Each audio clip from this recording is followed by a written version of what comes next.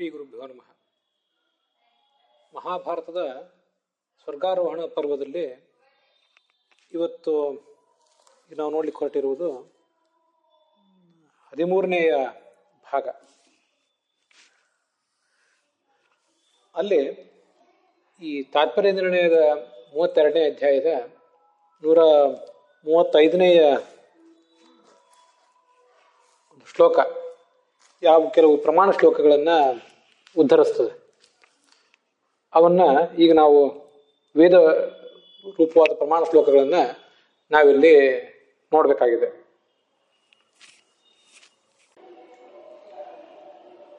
ಭೀಮನ ಮಹಿಮೆಯನ್ನು ವರ್ಣನೆ ಮಾಡುವಂಥ ಕೆಲವು ಮಂತ್ರಗಳನ್ನು ತಾತ್ಪರ್ಯ ನಿರ್ಣಯದ 32ನೇ ಅಧ್ಯಾಯದ 135ನೇ ಶ್ಲೋಕ ತೋರಿಸಿಕೊಡ್ತದೆ.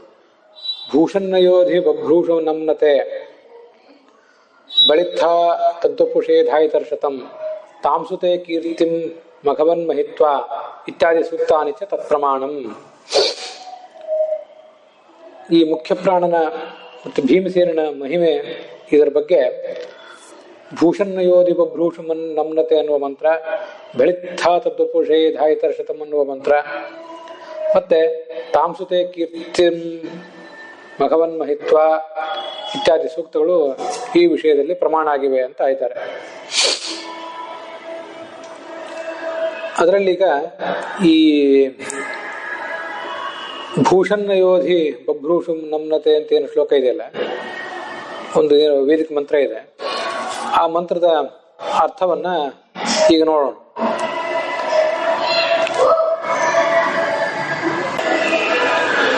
ಇದು ಋಗ್ವೇದದ 1ನೇ ಮಂಡಲದ 140ನೇ ಸೂಕ್ತ, ಅಲ್ಲಿಯ 6ನೇ ಮಂತ್ರ ಇದು. ಭೂಷನ್ನ ಯೋಧಿ ಬಭ್ರೂಷು ನಮ್ನತೆ ಅಂತ. ಅದರ ಅರ್ಥವನ್ನ ಪುರಾಣಿಕಾಚಾರ್ಯರು ವರ್ಣನೆ ಮಾಡಿದ್ದಾರೆ. ಅವರು ಆ ತಾತ್ಪರ್ಯ ನಿರ್ಣಯದ ವ್ಯಾಖ್ಯಾನಗಳನ್ನು ನೋಡಿ ಆ ಅರ್ಥಗಳನ್ನ ಹೇಳಿರ್ತಾರೆ. ಅದಲ್ಲದೆ ಗೋವಿಂದಾಚಾರ್ಯರು ಕೂಡ ಇದರ ಅರ್ಥಗಳನ್ನ ವರ್ಣನೆ ಮಾಡಿದ್ದಾರೆ. ಅವೆರಡೂ ಅರ್ಥಗಳನ್ನ ಗಮನಿಸಿ ಈ ಅರ್ಥವನ್ನ ಇಲ್ಲಿ ಹೇಳ್ತೇನೆ. ಭೂಷನ್ನಯೋಧಿ ಬಭ್ರೂಷು ನಮ್ನತೆ ವೃಷೇವ ಪತ್ನಿ ರಭ್ಯೇತೆ ರೋರವತ್ ಊಜಾಯಮಾನಸ್ತನ್ವಶ್ಚ ಶುಂಭತೆ ಭೀಮೋನ ಶೃಂಗಾ ದವಿಧಾವ ದುರ್ಗೃಭಿಹಿ ಅಂತ ಆ ಮಂತ್ರ.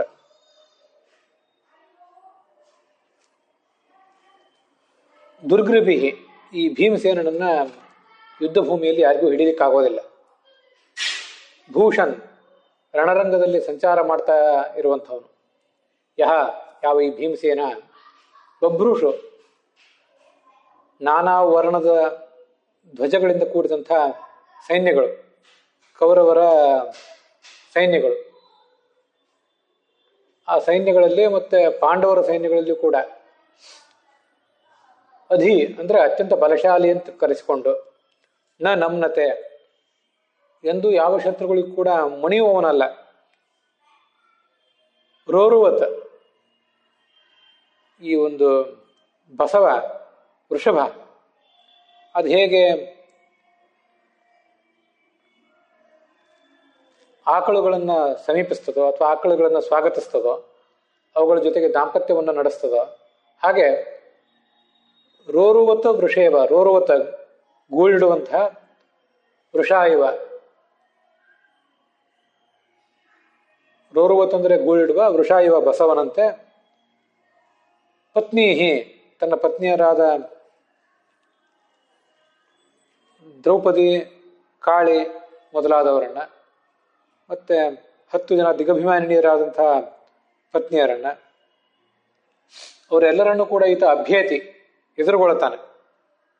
ತಾನು ಕಾಮಾಸಕ್ತಿಯಿಂದ ಅವರನ್ನ ಸ್ವೀಕಾರ ಮಾಡ್ತಾನೆ ಅಂತಲ್ಲ, ಅವರು ಈತನ ಬಳಿಗೆ ಬಂದಾಗ ಅವರನ್ನ ಸ್ವಾಗತಿಸ್ತಾನೆ ಅಂತ ಅದರ ತಾತ್ಪರ್ಯ. ಓಜಾಯಮಾನ, ಓಂಕಾರದಿಂದ ವಾಚ್ಯನಾದಂಥ ಭಗವಂತನಿಂದ ಈತ ಜನ್ಯನಾಗಿದ್ದಾನೆ. ಮತ್ತೆ ತನ್ವಹ, ತನ್ನ ಅನಂತ ರೂಪಗಳನ್ನು ಅನೇಕಾನೇಕ ರೂಪಗಳನ್ನು ಈ ಮುಖ್ಯಪ್ರಾಣ ತಾಳ್ತಾನೆ.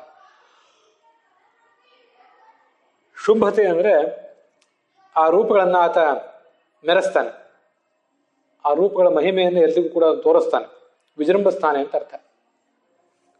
ಶೃಂಗಾನ ಎರಡು ಬೆಟ್ಟಗಳಂತೆ, ಬೆಟ್ಟದ ಶಿಖರಗಳಂತೆ ಅತ್ಯಂತ ಉನ್ನತವಾದಂತಹ ಆನೆಗಳನ್ನು ಕೂಡ ದವಿಧಾವ ಆಕಾಶದಲ್ಲಿ ಬಹಳ ಎತ್ತರಕ್ಕೆ ಎಸೆದ. ಆನೆಗಳನ್ನೇ ಆತ ಎಸೆದಾಡ್ತಿದ್ದ, ಅಂತ ಮಹಾಪರಾಕ್ರಮ ಆತನಿಗಿತ್ತು. ಸಹ ಭೀಮ, ಅವನೇ ಭೀಮ ಅಂತಿದು ತಾತ್ಪರ್ಯ.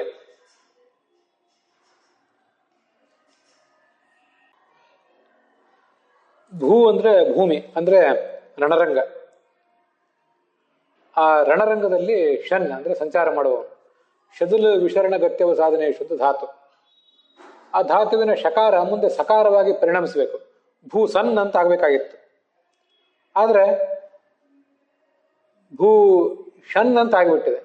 ಮೂಲ ಧಾತುವಿನಲ್ಲಿರುವ ಶಕಾರ ಬದಲಾವಣೆ ಕಂಡು ಸಕಾರವನ್ನು ಪಡಿಬೇಕಾಗಿತ್ತು. ಆದ್ರೆ ಆ ಬದಲಾವಣೆ ಕಾಣದೇನೆ ಸ ಅಂತಾನೆ ಅದು ಕಾಣಿಸ್ತಾ ಇದೆ. ಅದು ಶಕಾರವನ್ನೇ ಹೊಂದಿದೆ, ಸಕಾರವನ್ನು ಕಾಣದೆ ಸಕಾರವನ್ನೇ ಅದು ಹೊಂದಿದೆ.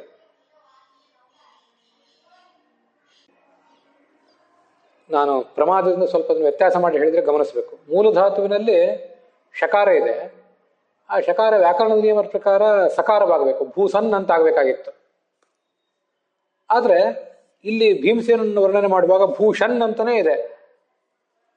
ಅರ್ಥಾತ್ ಮೂಲ ಧಾತುವಿನಲ್ಲಿರುವ ಶಕಾರ, ಮೂರ್ಧನ್ಯ ಶಕಾರ ಅದು ಬದಲಾವಣೆ ಕಂಡಿಲ್ಲ, ಭೂಸನ್ ಅಂತ ಆಗಿಲ್ಲ, ಭೂಷಣ್ ಅಂತಾನೆ ಆಗಿದೆ.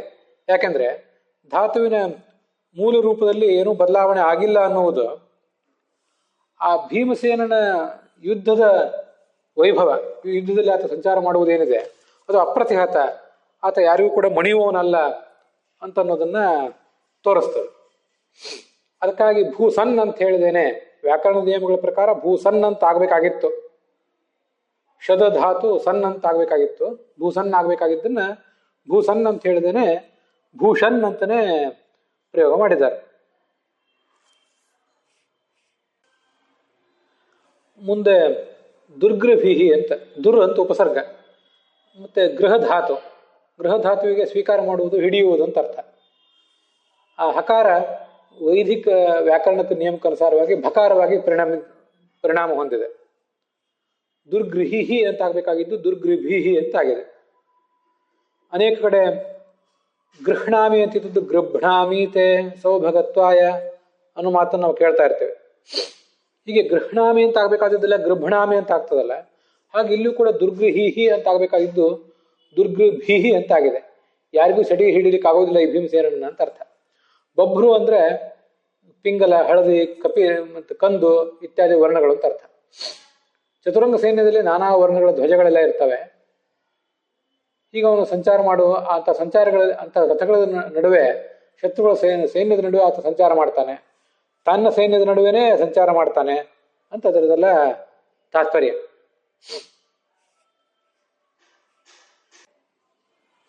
ಅಧಿ ಅಂದ್ರೆ ಹೆಚ್ಚಾಗಿ ಸಂಚಾರ ಮಾಡುವವನು, ಅಧಿಕವಾಗಿ ಸಂಚಾರ ಮಾಡುವವನು ಅಂತ ಅದರ ತಾತ್ಪರ್ಯ.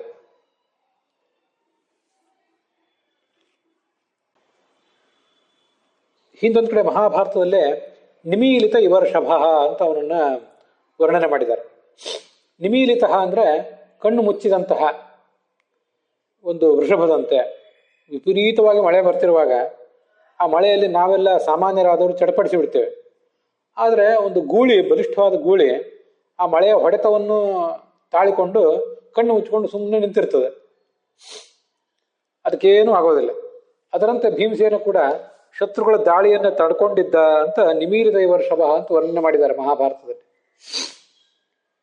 ಹಾಗ ಅವನು ತಡ್ಕೊಂಡಿದ್ದ, ರಣರಂಗದಲ್ಲಿ ಸಂಚಾರ ಮಾಡ್ತಾ ಇದ್ದ. ದ್ರೋಣನ ರಥವನ್ನ 8 ಬಾರಿ ಆಕಾಶದಲ್ಲಿ ಹಾರಿಸಿ ಬಿಟ್ಟಿದ್ದಂತೆ, ಇಡೀ ರಥವನ್ನೇ ಎತ್ತಿ. ಅಂಥ ಮಹಾಪರಾಕ್ರಮಿ ಅವನು.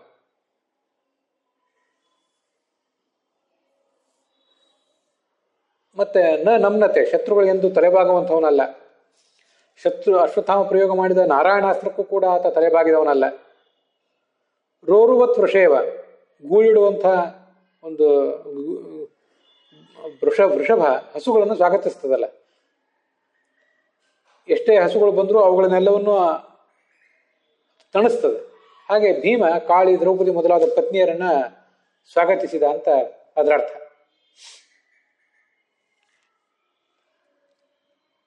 ಕಾಮಾಸಕ್ತನಾಗಿ ಅವ್ರ ಹಿಂದೆ ಹೋಗೋನಲ್ಲ, ಅವ್ರು ಬಂದರೆ ಅವರನ್ನು ಸ್ವಾಗತಿಸ್ತಾನೆ, ಅವರನ್ನು ತೃಪ್ತರನ್ನಾಗಿ ಮಾಡ್ತಾನೆ ಅಂತ ಅರ್ಥ. ಹನುಮರೂಪ, ಭೀಮರೂಪ, ಮಧ್ವರೂಪ ಬ್ರಹ್ಮಚಾರಿಗಳಾಗಿರ್ಬೋದು, ಆದರೆ ಇವ್ದು ಹಾಗಲ್ಲ. ಅವನು ಸಪತ್ನೀಕನೇ, 23 ಜನ ಪತ್ನಿಯರು ಅವನಿಗಿದ್ರು ಅಂತ ಹಿಂದೆ ನೋಡಿದ್ದೇವೆ ನಾವು. ಅದು ಅವನ ಮನೋನಿಗ್ರಹವನ್ನು ತೋರಿಸ್ತದೆ. ಓಜಾಯಮಾನ ಅಂದ್ರೆ, ಅಂದ್ರೆ ಓಂಕಾರದಿಂದ ವಾಚ್ಯನಾದ ಪರಮಾತ್ಮ, ಅವನಿಂದ ಜಾಯಮಾನ ಅಂದ್ರೆ ಹುಟ್ಟಿದವನಿಗೆ ಪರಮಾತ್ಮ. ಪದ್ಮ ಅಂತ ಒಂದು ದೊಡ್ಡ ಸಂಖ್ಯೆ, 1 ಕೋಟಿ, 10 ಕೋಟಿ, 100 ಕೋಟಿ ಹೀಗೆಲ್ಲ ದಾಟಿದ ಮೇಲೆ ಹೀಗೆ ಆ ವಾಯುವಿನ ಅನೇಕ ಪದ್ಮ ಸಂಖ್ಯೆಯ ರೂಪಗಳು ಆ ಭಗವಂತನಿಂದ ಹುಟ್ಟಿವೆ. ತನ್ವಹ ಅಂದ್ರೆ ಬಹುವಚನ, ಅದನ್ನೇ ಸೂಚಿಸ್ತದೆ. ಬೆಟ್ಟದ ಶಿಖರದಂತಿರುವಂತಹ ಮದ್ದಾನೆಗಳನ್ನ ಒಂದೊಂದು ಕೈಯಿಂದ ಒಂದೊಂದು ಮದ್ದಾನೆಯನ್ನು ಎತ್ತಿ ದೂರದಲ್ಲಿ ಎತ್ತಿ ಎಸೆತಿದ್ದ ಅಂತಹ ಪರಾಕ್ರಮೆ. ಅವನ ಮನೋನಿಗ್ರಹ, ಅವನ ಬಾಹುಬಲ ಇತ್ಯಾದಿ ಎಲ್ಲವನ್ನೂ ಕೂಡ ಆ ಮಂತ್ರ ನಮಗೆ ತೋರಿಸಿಕೊಡ್ತದೆ. ಈ ಮಂತ್ರಕ್ಕೆ ಗೋವಿಂದಾಚಾರ್ಯ ಏನು ಅರ್ಥ ಹೇಳಿದ್ದಾರೆ ಅಂತ ಅನ್ನೋದು ನೋಡೋಣ.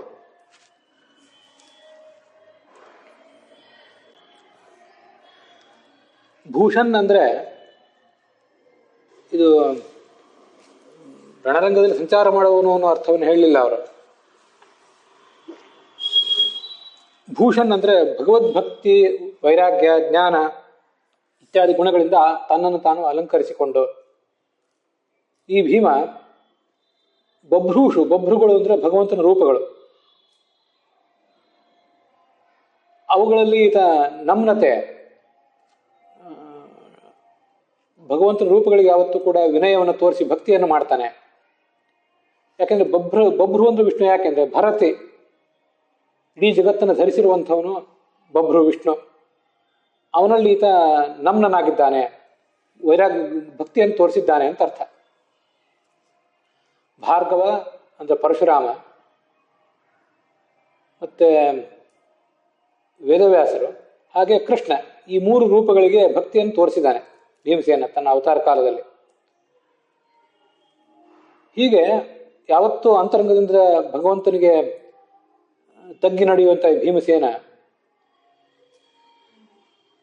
ವೃಷೇವ ಪತ್ನಿ ದ್ರೌಪದಿ ಕಾಳ್ಯಾದ್ಯ ಅಭ್ಯೇತಿ ಹರ್ಷೇಣ ಮುಹುರ್ಮುಹು ನದನ್. ದ್ರೌಪದಿ, ಕಾಳಿ ಮೊದಲಾದ ಪತ್ನಿಯರನ್ನ ಆತ ಸಮೀಪಿಸ್ತಾನೆ ಅಥವಾ ಅವರನ್ನು ಸ್ವಾಗತಿಸ್ತಾನೆ, ಹಿಂದೆ ಅರ್ಥ ನೋಡಿದಂತೆ. ಅಥವಾ ಪತ್ನಿ ಅಂದ್ರೆ ಪತಂತಿ ಇತಿ ಪತ್ನ್ಯ, ಈ ಶತ್ರುಗಳ ಸೈನ್ಯಗಳೆಲ್ಲ ದುರ್ಗತಿಗೆ ಹೋಗಿ ಬೀಳುವಂಥವು, ಅದರಿಂದ ಪತ್ನಿ ಅಂತಂದ್ರೆ ಶತ್ರು ಸೈನ್ಯ ಅಂತನೂ ಅರ್ಥ ಮಾಡ್ತಾರೆ.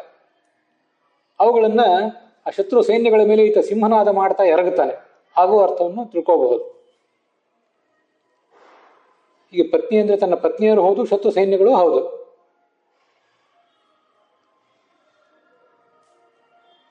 ತಾನು ಸ್ವಯಂ ಓಜಾಯಮಾನ, ತಾನು ಹೀಗೆ ಪರಾಕ್ರಮವನ್ನು ತೋರಿಸುವುದು ಮಾತ್ರ ಅಲ್ಲ.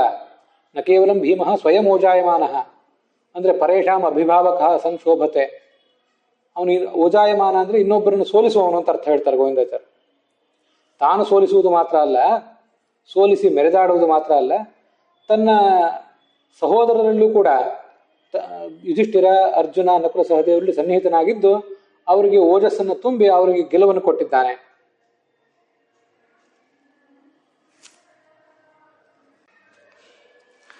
ಈ ಭೀಮ ಸಿಂಹದಂತೆ ಶತ್ರುಗಳ ಸೈನ್ಯದ ಮೇಲೆ ಎರಗುತ್ತಾನೆ.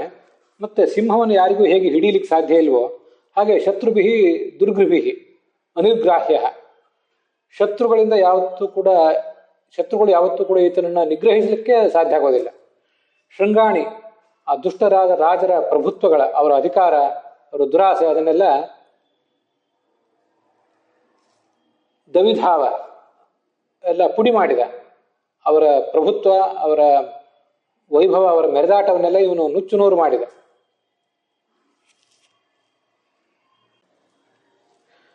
ಇವು 2 ಬಗೆಯ ಅರ್ಥಗಳು.